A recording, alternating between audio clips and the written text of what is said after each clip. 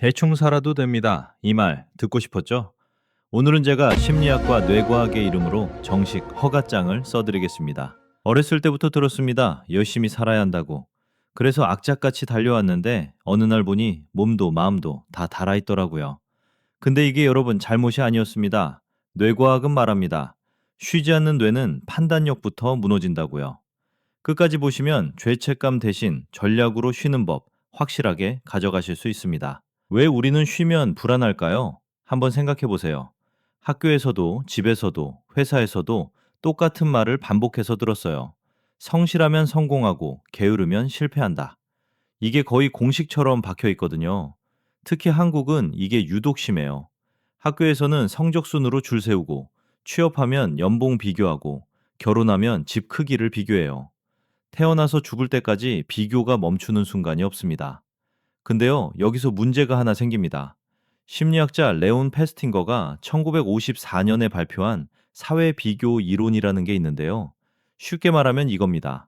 인간은 본능적으로 남과 자기를 비교하게 설계되어 있어요. 원래는 생존에 필요한 기능이었는데 문제는 지금 시대에는 이게 24시간 꺼지지 않는다는 거예요.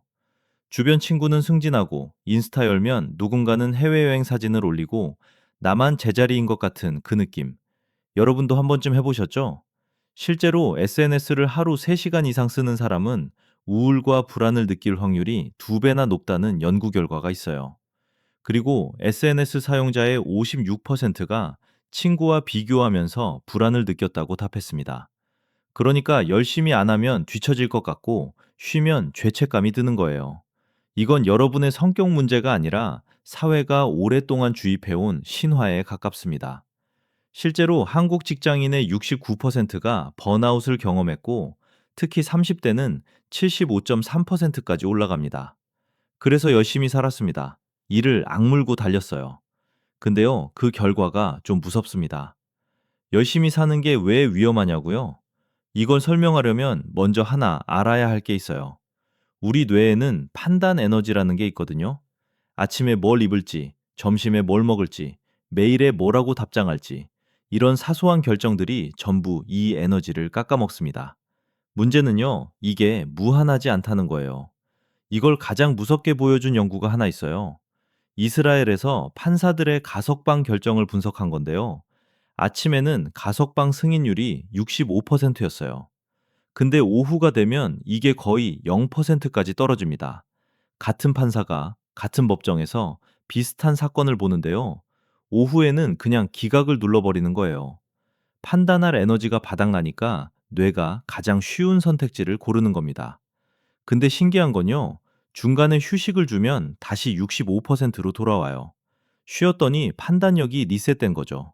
스마트폰 배터리가 10%인데 앱을 계속 돌리면 꺼지잖아요. 우리 뇌도 똑같습니다. 사실 이건 판사만의 문제가 아니에요. WHO하고 ILO가 2021년에 발표한 데이터를 보면요. 주 55시간 이상 일하는 사람은 뇌졸중 위험이 35%나 높아요. 그리고 매년 전 세계에서 74만 5천 명이 과로로 목숨을 잃습니다. 74만 5천 명이요. 그런데 한국은 어떨까요? 통계청 2024년 기준으로 한국인 연간 노동시간이 1908시간이에요. OECD 평균보다 150시간 넘게 많아요.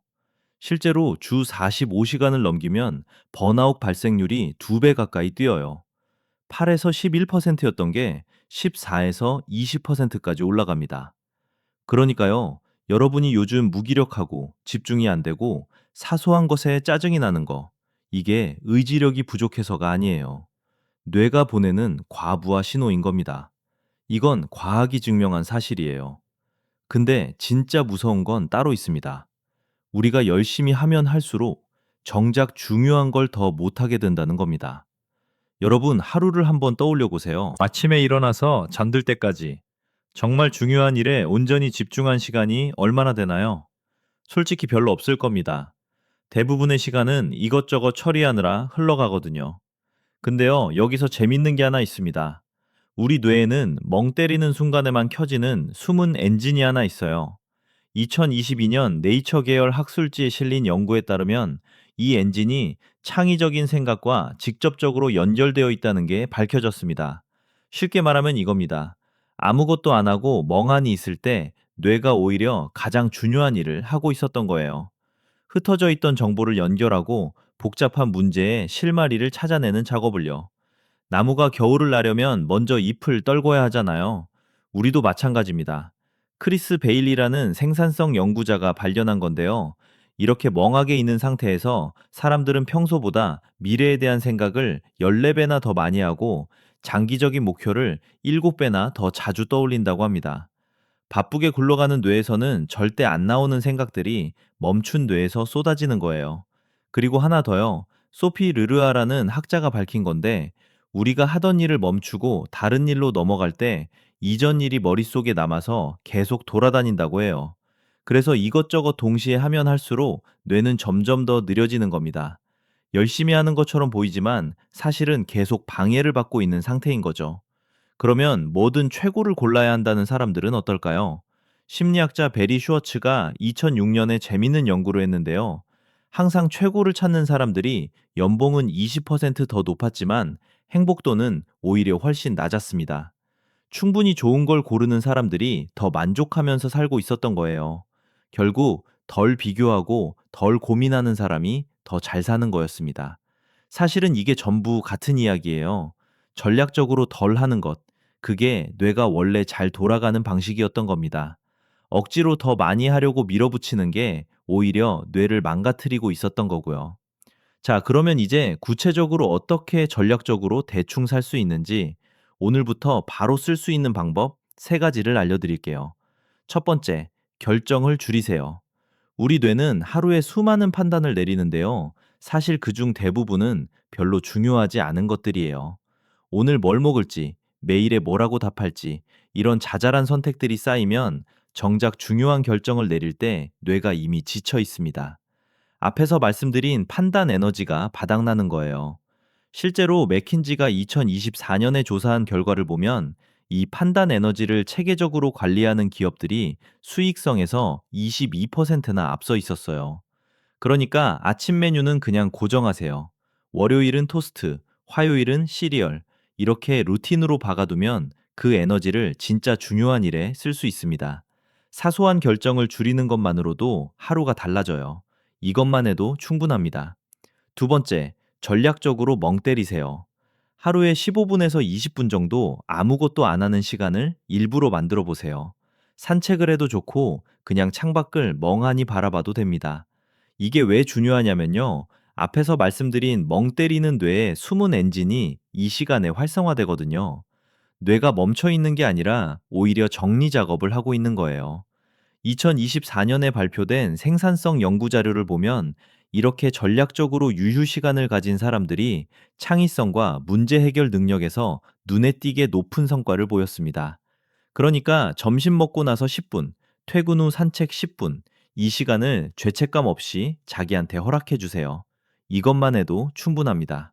세 번째, 비교를 끊으세요. SNS를 하루 30분 이내로 제한하는 겁니다.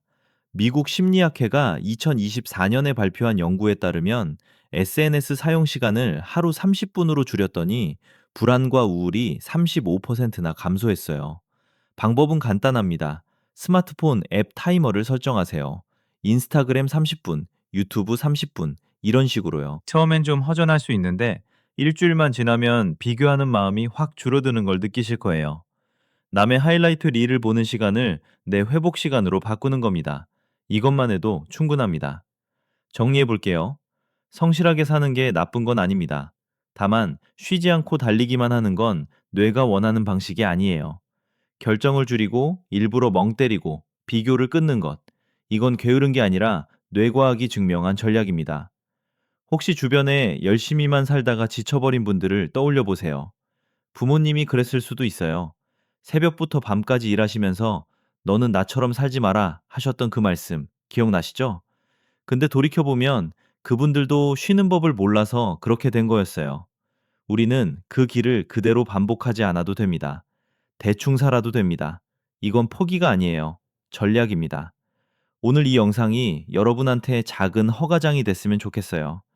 내일 아침에 알람 끄고 10분만 더 누워 있어도 괜찮다는 그런 허가장이요. 마음에 드셨다면 좋아요, 구독 부탁드릴게요.